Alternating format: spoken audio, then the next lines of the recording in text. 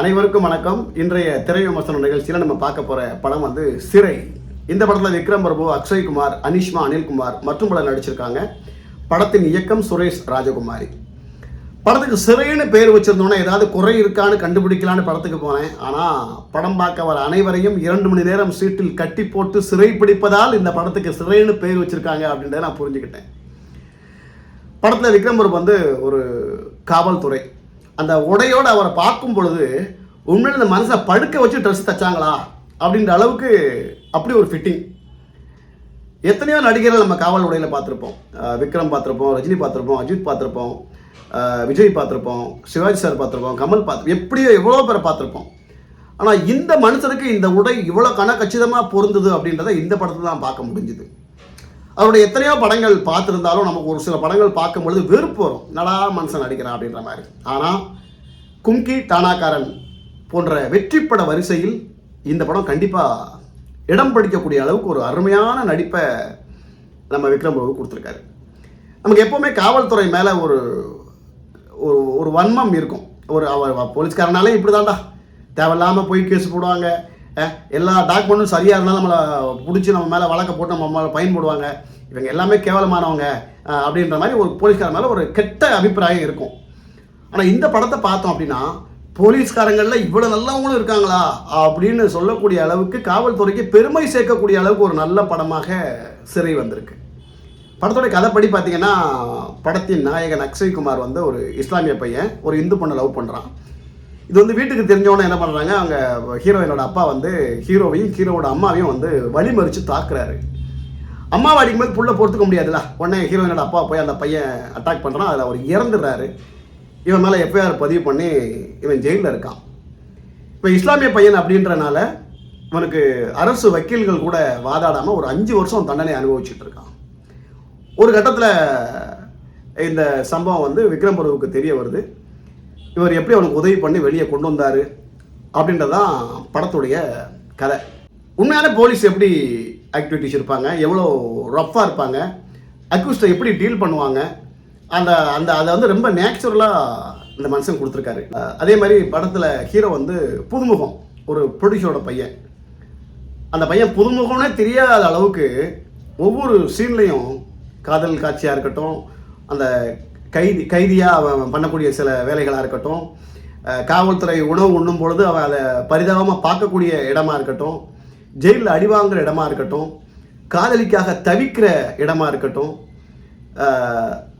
இந்த மாதிரி பல சம்பவங்களை நம்ம சொல்லக்கூடிய அளவுக்கு அவனுடைய நடிப்பை ரொம்ப அசாத்தியமாக கொடுத்துருந்தான். இன்னைக்கு 10 படம் 15 படம் 20 படம் நடித்தவங்க கூட இவ்வளோ திறமையாக நடித்து பேர் வாங்க முடியாது.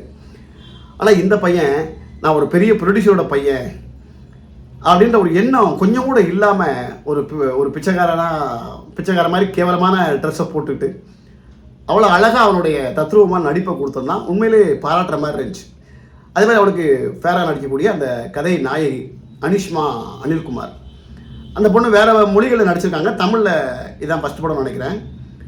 அவ்வளோ இயல்பாக தத்ரூபமாக ஒரு டைலாக் டெலிவரியாக இருக்கட்டும், ஒரு காதல் முத்த காட்சியாக இருக்கட்டும், கட்டி பிடிக்கிற காட்சியாக இருக்கட்டும், காதலனை பரிதவிப்போடு தேடக்கூடிய காட்சியாக இருக்கட்டும், எதிர்ப்பு வரும்பொழுது காதலனுக்காக வீட்டில் சண்டையிடக்கூடிய காட்சியாக இருக்கட்டும், எனக்கு இவன் தான் வேணும்னு போராடக்கூடிய காட்சியாக இருக்கட்டும், இவன் நம்மளோட சேர்ந்துடணும் அப்படின்னு சாமிகிட்ட வேண்டிக்கிற காட்சியாக இருக்கட்டும், அவன் கோர்ட்டுக்கு வரும்போது அவனை தேடக்கூடிய அந்த இடமா இருக்கட்டும், ரொம்ப இயல்பாக ஒரு திறமையான நடிப்பை அந்த பொண்ணும் கொடுத்துருந்தாங்க. அதே மாதிரி அந்த பொண்ணோட அக்கா கேரக்டர் ஒருத்தங்க பண்ணியிருப்பாங்க. அவங்களும் 2 பேரும் உண்மையிலே உடன்பிறப்பா அப்படின்னு யோசிக்கிற அளவுக்கு அவங்களோட நடிப்பை கொடுத்துருந்தாங்க. அதே மாதிரி படத்தில் வில்லன் ஒருத்தர் பண்ணியிருக்காரு. இவர் யாரும் தர்மதுரை அப்படின்ற படத்தில் பண்ணவர்னு சொன்னாங்க. நான் இந்த மனுஷன் நேரில் பார்த்தா ஒல்லி குச்சியாக ஹோம குச்சியாக இருக்காரு. ஆனால் படத்தில் பின்னி படம் எடுத்துட்டான் மனுஷன். இப்படி ஒரு கொடூர வில்லனா அப்படின்னு அவன் மேலே ஒரு கோபம் வர்ற அளவுக்கு ஒரு அசாத்தியமான நடிப்பை அவர் கொடுத்துருந்தாரு. அப்புறம் நம்ம அண்ணன் மூணார் ரமேஷ் வந்து ஒரு சீன் ஒரு டைலாக் ஒன்று பேசுவார். ஏன்னா எல்லாருமே வந்து இஸ்லாமியர்களை மதவெறிகளாகவும் ஒரு மாதிரி கேவலமாக பார்க்குறீங்க, தமிழருக்காக முதலில் குரல் கொடுத்து போராடியது இஸ்லாமியன் தாண்டா அப்படின்னு ஒரு இஸ்லாமியர்கள் மேலே நமக்கு இருக்கிற ஒரு கெட்ட பெயரை நல்லவர்களாக பார்க்கக்கூடிய அளவுக்கு அவருடைய அந்த ஒரு சில காட்சிகள் இருந்துச்சு. ரொம்ப அருமையாக இருந்துச்சு. நமக்கு எல்லாருக்குமே இஸ்லாமியர்கள் மேலே ஒரு காட்டமாகவே இருக்கும். இஸ்லாமியர்னாலே இப்படி மதவெறி பிடிச்சவங்க அவங்க கள்ளக்கடத்தல் பண்ணுவாங்க, அவங்க கொள்ளக்கூட்ட மாதிரி பண்ணுவானுங்க, கஞ்சா கடத்தல் என்னென்னமோ அவங்க மேலே ஒரு தப்பான அபிப்பிராயம் இருக்கும். இந்த படத்தை பார்த்தோம் அப்படின்னா இஸ்லாமியர் மேலே ஒரு உயர்வான மரியாதை வரும், காவல்துறை மேலே ஒரு நல்ல மரியாதை வரும். ஏன்னா இன்றைக்கி நம்ம பல பேர் வந்து காவல்துறை ரொம்ப கேவலமாக கீழ்த்தரமாக நினச்சிட்டு இருக்கோம்ல, அப்படிலாம் கிடையாது. காவல்துறையில் நல்ல காவல்துறை இருக்காங்க அப்படின்ற ஒரு நல்ல எண்ணம் வரும். இந்த மாதிரி படங்களை கண்டிப்பாக நம்ம வந்து மிஸ் பண்ணவே கூடாது. படத்தின் இயக்குனர் வந்து வெற்றிமாறனோட அசிஸ்டண்ட் தான். படம் ஆரம்பத்தில் இருந்து கடைசி வரைக்கும் வெற்றிமாறனுடைய அந்த விஷுவல் வந்து நம்ம அவ்வளோ அழகாக படமாக்கியிருக்காரு. அதாவது கூட இருந்தவன் கேவலமாக படமாக்கியிருந்தா தான் நம்ம சொல்லணும். வெற்றிமாறன் கூட இருந்து இவ்வளோ கேவலமாக படமாக்கியிருக்கேன், ஆனால் இவ்வளோ அழகாக படமாக்கி வெற்றிமாறனை மிஞ்சிய ஒரு சில காட்சிகள்லாம் இருக்குது. ஒரு காவல் நிலைய காட்சியாக இருக்கட்டும், காதல் காட்சிக்கு அவர் எடுக்கிற லொக்கேஷனாக இருக்கட்டும், பேக்ரவுண்ட் லைட்டாக இருக்கட்டும், ரொம்ப அழகாக தத்துவமாக படமாக்கியிருந்தார். கேமரா ஒர்க்கு சூப்பராக இருந்துச்சு. படத்தில் சண்டை காட்சிகள் எதுவுமே கிடையாது. ஆனால் உண்மையிலே அந்த சண்டை காட்சிகள் வச்சுருந்தாங்கன்னா பணம் வீணாகிருக்குன்னு சொல்லலாம்.